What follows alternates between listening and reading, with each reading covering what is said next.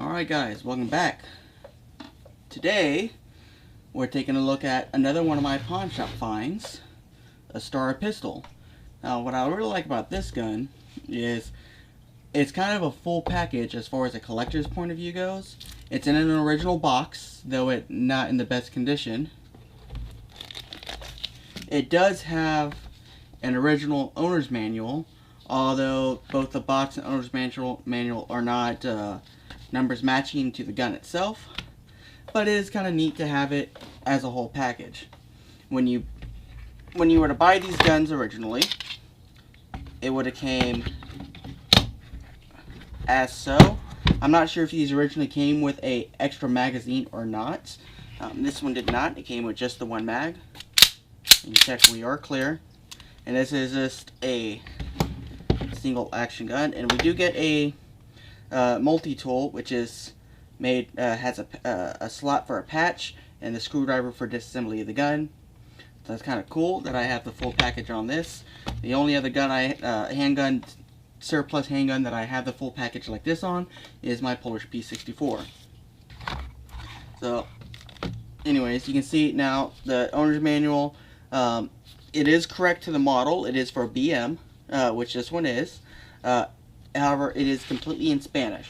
So I don't know. I mean, it's really cool. There's a lot of interesting stuff in it.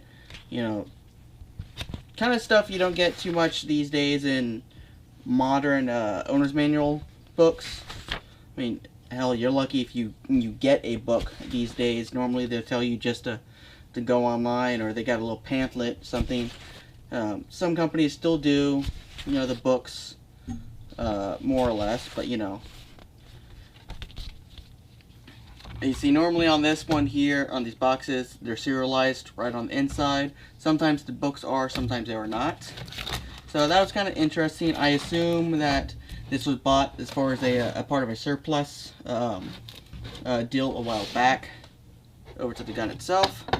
Now, you might be thinking, hey, that just looks kind of like a compact 1911. Well, that's basically what it is. The Star line of pistols, I don't have a ton of history on because there's a huge amount of history on these guns. Sorry about that, I had to swap batteries. But as I was saying, I don't know a ton of the history on the Star guns specifically, because there's a ton of history to know about Star and all their guns. They go back all the way to the late 1800s, early 1900s, and some of their models are really, really collectible. The Star line of pistols, as far as the 1911 platform, are really huge collectibles, especially in the surplus market. I know some of these a while back, you could have got these for 200 bucks a piece, probably 5 or 6 years ago. Some of them were as low as 150 bucks.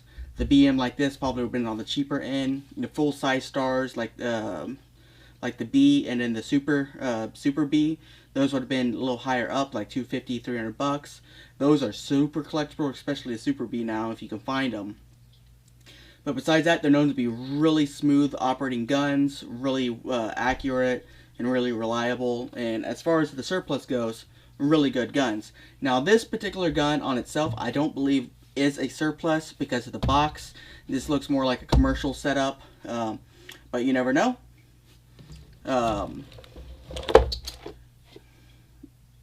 I can't read Spanish, so you know, I couldn't tell you if this was meant towards, you know, being military or police. But that's the whole package goes. It looks more like something that would have been shipped as a commercial package. Alright, so I took a quick break to do some Google translating. So I tried to have my wife, who is speaks Spanish, translate, and she couldn't quite get it, so I'm trusting Google on this one here. So up here, this means translates roughly to General Directorate of Civil Guard. And this one here is Armament Headquarters. in Central Armament Park. So,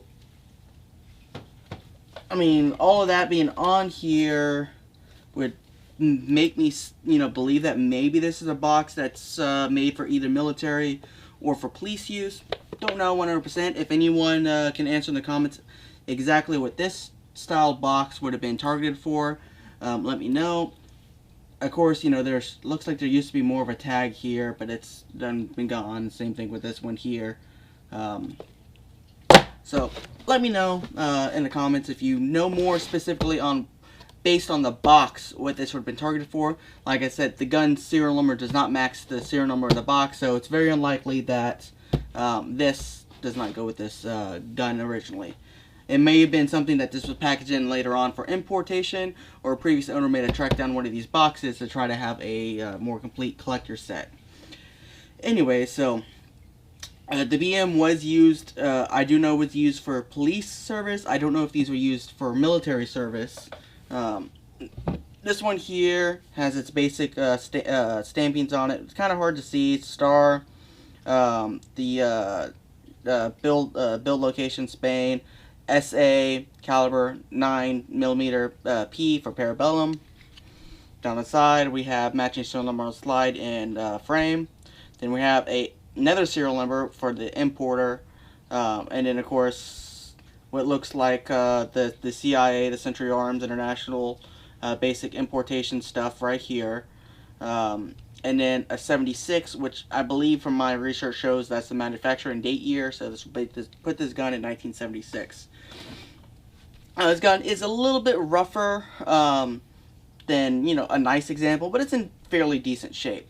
And these guns are known to be very, very, very good, good shooters. This one here, you saw in the video, is okay as far as accuracy goes. I'm going to put most of the accuracy down to me. However, there is a problem with the gun with the barrel that I believe might have some accuracy issues, and I'll show you that in a little while. So let's go over the function of the gun. So we do have a basic 1911 style mag release. Magazine does freely pop out, which is nice. Plastic grips, nice and knurled, good grip on it. Feels pretty good. Dovetail's not super crazy, but it is nicely rounded. It's not a little bit more pointed like a lot of 1911s are, so it does feel pretty good. Work roll on this gun wasn't too bad.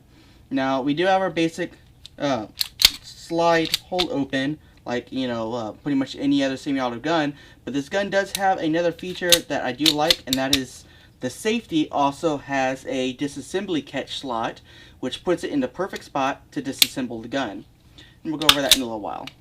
And you can see it is your basic single action gun. We do have all the way down, we do have a half cock, and we do have full cock. Safety on safe, locks into the slide, locks the hammer, and disengages the trigger. Half cock, it will not go onto fully safe on half cock, but trigger is locked and slide can move back.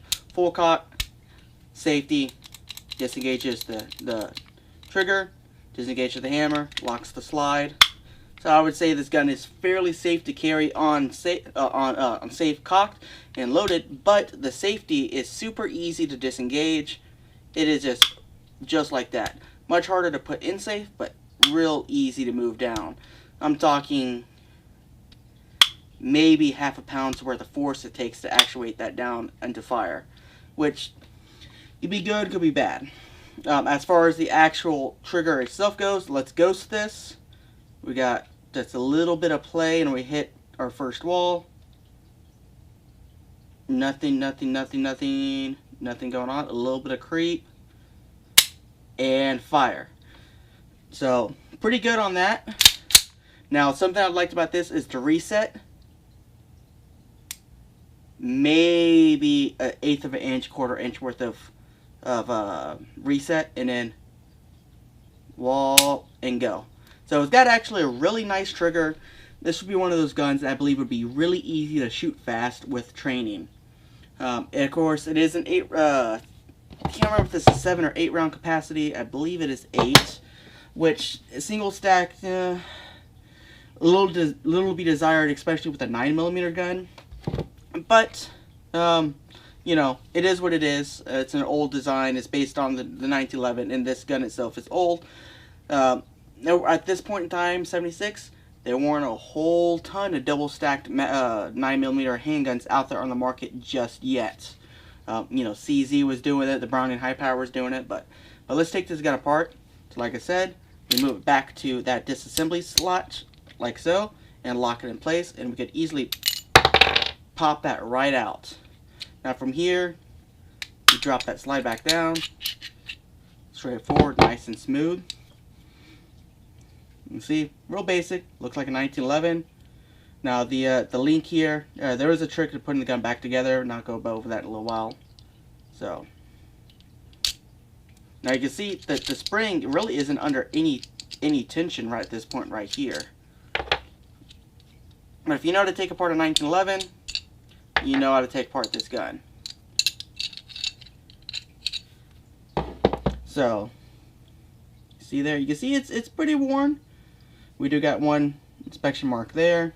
Now, I doubt it's going to show up in camera, but the barrel does have some light pitting on the inside of the rifling, just past the chamber. So, you know, that's what some of the accuracy might be. But besides that, overall, pretty good. Now, I did look at this here. The firing pin is not an over travel. So, with the back of the firing pin pushed flush, the firing pin is protruding out the front. So I would not carry this gun with one in the chamber and the hammer down like I would on my Jericho, because at that point it is pressing the firing pin directly onto the primer, so any kind of good hit could set off the cartridge. So disassembly, that's basically it. You see, real basic in here, none too crazy going on. So let's put her back together.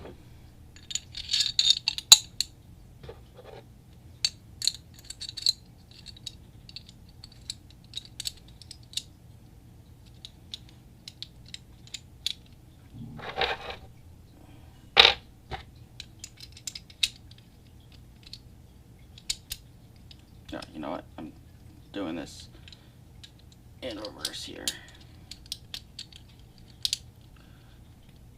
I may have just locked it up. Not let me.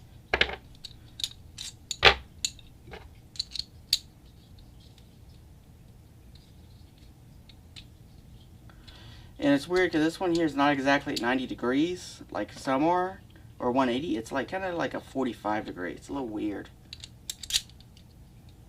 Now, I've noticed when you go to reassemble the gun, you kind of have to hold it downward at an angle like so to reassemble it, because that link has a habit of kind of falling out of the way. So if you hold it kind of down at an angle, you might have to wiggle it just a little bit to get it to go where it needs to go.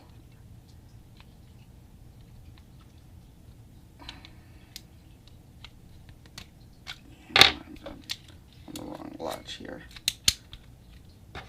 I kind of wiggle it just a little to get it. There we go.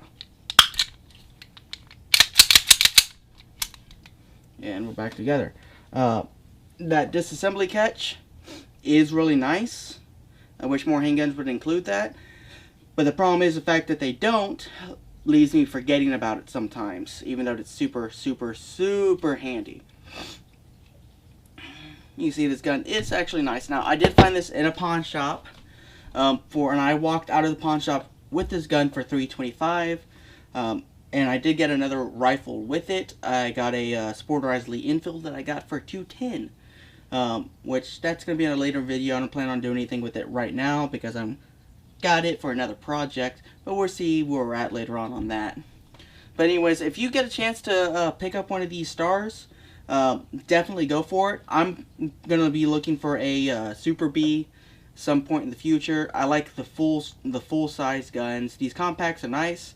I know quite a few people who carry these and say that they are great for carry guns. Personally, for me, with the size and weight of this gun in the limited capacity, I wouldn't carry it as a carry gun. I can carry my P64, and it's smaller than this gun. It weighs less than this gun, has the same capacity, and I can put it in my pocket comfortably. This, not so much. But if you want to carry something like this, that's all. It's all good. Personally, I'm more partial to double action guns. Anyways, I'll see y'all guys next time, and y'all have a good one.